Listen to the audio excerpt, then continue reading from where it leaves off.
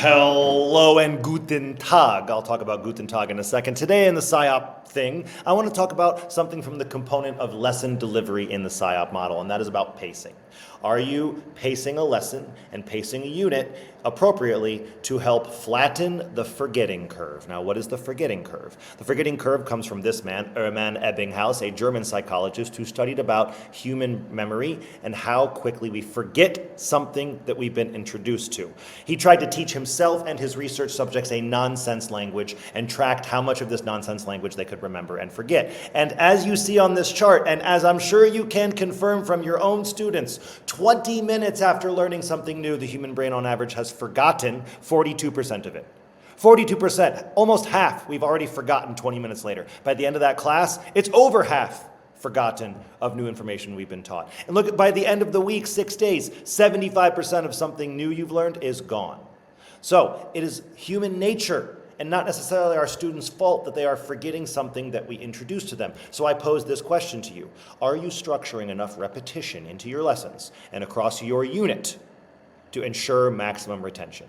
I mean, let's not forget that research shows that ELL students need 10 repetitions of a new word to remember it. And all of us, whether we like it or not, are de facto ESL teachers. Even if you're a math teacher, you are teaching an ESL math class because of the nature of our students being 90% English as a second language. So if we are just introducing something one time and maybe only repeating 2 or 3, we are not providing maximum repetitions in order to flatten that forgetting curve.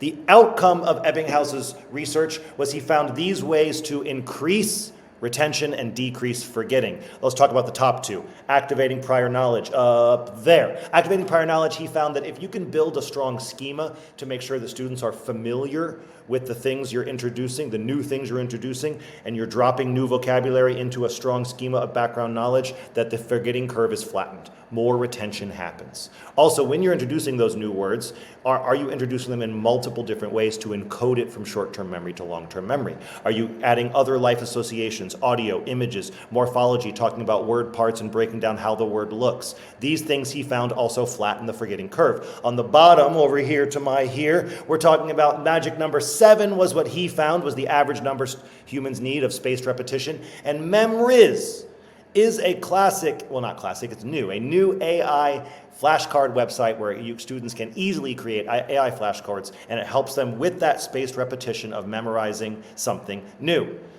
So, think about this. By the middle and the end of class, are you allowing for 7 repetitions of new content to help to start flattening the learning curve on those first 2 steps? Because every time we come back and repeat something, you see, we forget less, we retain more. Are you building units so that the next day and 2 days later and 4 days later, you're still repeating that new information to help build the repetition students need? That is the question I ask you to reflect on today. Here is a great strategy of introducing new vocabulary that some teachers already use, I know, and if you're not, maybe you should. When introducing a new word, are you allowing for those different ways to encode? This is a great 4-quadrant vocabulary sheet that you can include a picture, a word used in a sentence, synonyms and antonyms, and definitions in your own words. By putting all this information in, instead of just maybe writing down the word and definition, we are allowing students to approach those new vocabularies from multiple angles and increase retention.